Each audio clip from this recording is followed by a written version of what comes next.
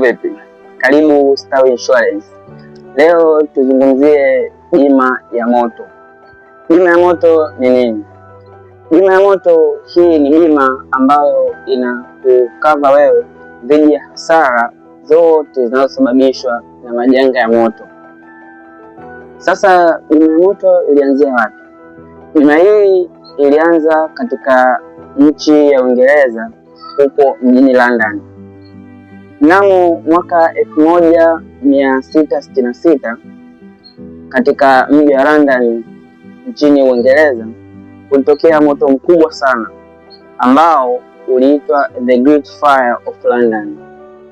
Moto huo ulisababisha madhara mengi sana, ikiwepo kupitia moto huo ziliharibika nyumba nyingi takribani 13,200.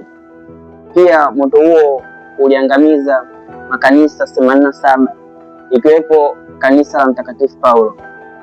Lakini pia vile moto huo uliharibu maisha ya watu wengi, kwa sababu ulipelekea watu kukosa makazi.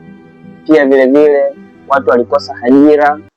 Pia vile watu walipoteza maisha kupitia moto huo.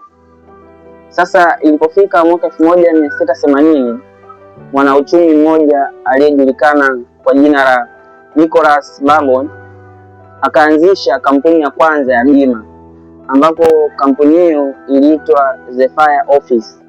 Kampuni hiyo ilikuwa ikitoa bima za moto katika nchi hiyo ya Uingereza kwa kipindi hicho, na hiyo ndiyo kampuni ya kwanza ya bima kutoa bima za moto, na hapo ndipo bima ya moto ilipoanza.